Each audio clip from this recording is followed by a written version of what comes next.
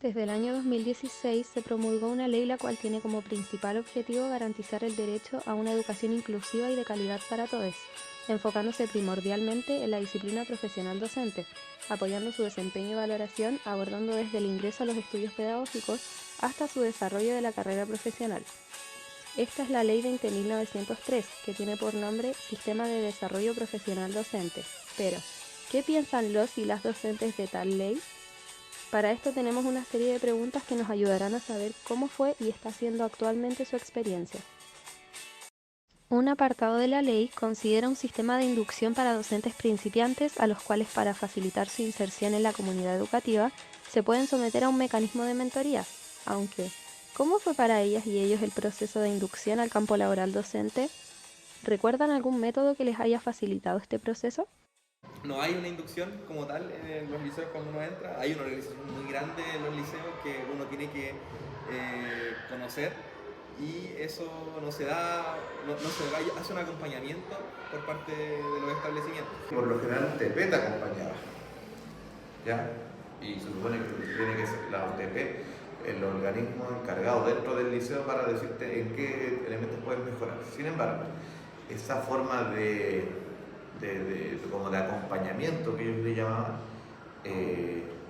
tenía a veces un cáliz medio de que mira, tú lo hiciste mal, así que te vas el otro año, no te renovamos las horas, qué sé yo. La verdad es que el acompañamiento es nulo, no existe. Uno llega al sistema escolar y la verdad es que se da cuenta que primero las prácticas fueron insuficientes, que no se sabe a quién acudir en caso de presentar algún problema, a qué departamento para cada situación. No existen mentorías, al final el acompañamiento que existe entre colegas es netamente de la buena onda. No había ningún método de inserción, no te capacitaban en cuanto al uso del libro de clases, cómo completar un objetivo, cómo tomar asistencia. No había nada que pudiésemos nosotros saber, sino que más bien había que aprender bajo la práctica. No existía ese método. De hecho fue bien caótico, yo solo entraba y hacía las clases, después me retiraba. Entonces no existía un método de inducción bien claro. Yo estoy por egresar y bueno, una de las razones de por qué me junto igual harto con mis compañeros, principalmente con los dos colegas que están acá, es porque yo no manejo al todo, al 100% la estructura formal del establecimiento, pero la parte pedagógica, la parte formal, por ejemplo, el elaborar reuniones, creo yo que es fundamental, porque en el momento que tú te enfrentas a una reunión de apoderados, claro, te pueden mandar una pauta, pero al fin y al cabo la pauta no es suficiente, o sea, igual te faltan instrumentos para. Que en realidad no hay ningún método que en sí que te enseñe la universidad. En ese sentido, las universidades tienen que ir preparando a la realidad a la que se van a someter posiblemente y con seguridad a los profesores, ya sea al inicio o posteriormente. Como te digo, una inducción hubo, y si la hubo, a lo mejor falté ese día.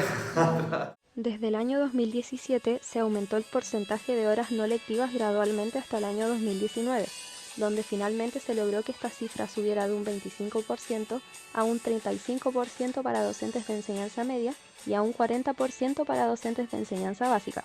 Pero, ¿qué opinan los y las profesoras sobre el incremento de estas horas? ¿Qué modificación le harían a esta reforma? Bueno, ustedes saben de que las horas no lectivas es el tiempo que tenemos los profesores para preparar las clases, todo lo que tenga que ver con el trabajo administrativo de los docentes.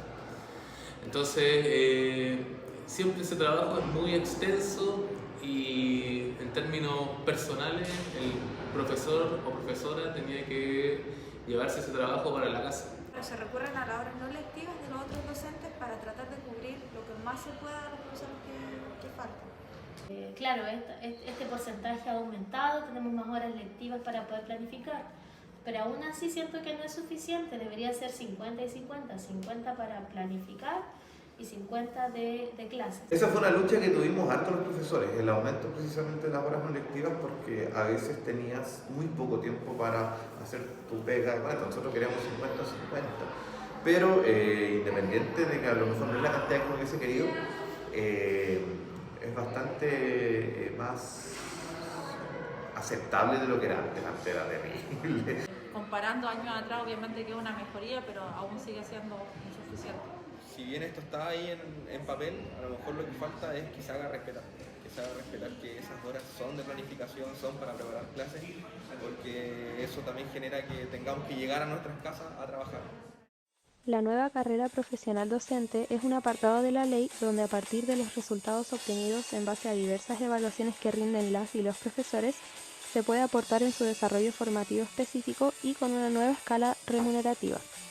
En relación a esto, nos surge la siguiente duda. ¿Se han sometido a alguna evaluación que demuestre sus competencias alcanzadas en base a su experiencia pedagógica? ¿Creen que es una manera efectiva de decidir su asignación de tramo? Sí, me he sometido a la evaluación docente. Sí, me he evaluado 3 veces. Sí, me he evaluado. Me he sometido 2 veces a la evaluación. Sirve a la hora de, en el fondo, sumar ambas evaluaciones, el portafolio más la prueba, ¿bien? Más la evaluación que hacen tus docentes directivos, tus jefes, de tu persona, tu capacidad, de tu expertise, para categorizarte, clasificarte y finalmente que eso se transforme en plata. Ahora, como estamos en Chile, y Chile es un país que de una u otra forma, nos guste o no, tiene una X cantidad de dinero, esto a título personal como Freddy Villalobos, no necesariamente la plata alcanza para que todos aquellos docentes que nos evaluamos podamos subir en tramo. Yo la evaluación la entregué y la hice la misma semana que se entregaba. Se entregaba un viernes y yo empecé el lunes recién a trabajar. ¿Ya? ¿Y por qué le puse tan poco ánimo? Como no lo hice así con la primera evaluación, porque en la segunda, aunque yo tuviera un destacado y me fuera excelente, yo no iba a tener posibilidad ni manera de aumentar de tramo por los años de docencia. ¿Ya? En algunos aspectos como años de carrera y cosas por el estilo, yo le daría una vuelta y reevaluaría esa parte, porque a veces hay colegas que siendo muy jóvenes, no hablo por mí, ojo, pero hay colegas que siendo muy jóvenes a lo mejor pueden alcanzar una mejor evaluación. Tenía muy poquita experiencia y por lo tanto no fue tan positiva la evaluación. Tenía poca experiencia, entonces yo no podía alcanzar un tramo, o sea, siempre iba a estar en tramos de acceso, entonces el evaluarme era innecesario. Yo planteé esta situación al establecimiento donde yo trabajo y bueno, finalmente me obligaron a evaluarme. Yo no me sentía muy preparada para este proceso, a pesar de que me fue bien. Lamentablemente, la forma de entregar tu corrección o tu evaluación del portafolio a ningún profesor es como se hace por rúbrica. Muchas veces se suele repetir la falla. Tratas de resolver ese tema y te dicen pero lo mismo, calcado. Es porque es rúbrica. ¿Ya? No hay una, efectivamente, como ya, esto debiese mejorar por tal y tal motivo. No, como que siento que al final, claro, se hace para cumplir, porque es parte de lo que estamos obligados a evaluarnos constantemente. Pero si les preguntan a la mayoría preferiría no evaluarse. Ya después de 2 veces básico te echan, o sea, te mandan por fuera del sistema.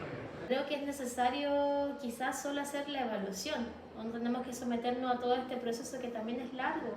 Es una clase grabada, es una planificación, es una evaluación de contenidos, es una entrevista par, es un trabajo colaborativo con un colega. Es demasiado, es muy largo y los tiempos de los profesores, de las profesoras son acotados. Yo creo que los docentes sí debemos evaluarnos, pero la evaluación debe ser distinta. Que no sea una prueba, una evaluación castigadora, sino que más bien con un fin de retroalimentación. Un profesional, ya sea profesor, psicopedagogo o alguien que trabaje con los estudiantes, tiene que tener un tema evaluativo. Ahora el tema es si eso va a condicionar un tema salarial o si va a colocar presión al profesor, es un tema aparte. Yo creo que esa es la problemática principalmente de la evaluación docente. Deberíamos buscar otras formas también más permanentes de asignar los tramos, ¿ya? Porque si bien esto es una sola vez, uno puede preparar una clase muy bonita para ese momento y no significa que uno durante el año vaya a ser así. Comprendiendo los diversos objetivos que espera lograr esta ley, ¿se ha notado alguna diferencia significativa en su labor con la implementación de esta? ¿Se han logrado dichos objetivos? La verdad es que yo siento que no. Yo sí he notado diferencia. No hay mucho cambio. Antes había muchas dificultades para los docentes, ahora quizás estamos un poquito mejor. Si bien los profesores están interesados en esto porque puede significar un aumento de salario, un aumento de sueldo, como le digo, como es eventual y es cada cierto tiempo, no hay mayor permanencia durante el año. Genera más estrés en el docente que una ayuda. Los profes siempre vamos a considerar que falta algo porque la educación per se siempre anda, nos gusta o no, con varios aspectos de la vida siempre está como 1 o 2 pasos. La evaluación es segregadora, la evaluación a la que somos sometidos. No promovería como mejorías en general. Y se han logrado los objetivos de esta, ahí estamos como en una disyuntiva, si entendemos que el principal objetivo era mejorar en cierto sentido la calidad de vida de los docentes, tanto en el ámbito de la calidad de tu trabajo, del agobio, del tema monetario, ¿cierto? Yo siento que sí, se han logrado. Yo creo que igual debería existir quizás otra forma de abordar la ley que no sea necesariamente tan categórica como lo está haciendo hoy. O sea, encontrar otro sistema. A veces el papel aguanta mucho, como se dice, y la realidad a veces golpea la cara muchas veces. Pero aún así falta mucho por avanzar, falta todavía reconocer la labor docente, dignificar la labor docente finalmente. Si bien lo que planea lograr esta ley es muy positivo y es hacia donde como sistema educativo deberíamos apuntar, personalmente creemos que hay falencias en la forma en que se ejecutan actualmente, ya que con las respuestas de los y las docentes queda en evidencia que muchos de los apartados de esta ley ni siquiera se cumplen. Sin embargo, consideramos que como docentes en formación, el ver y poder identificar estas problemáticas nos hace capaces de idear y gestionar nuevas soluciones de mejoramiento aplicables en un futuro, el cual esperamos sea cercano.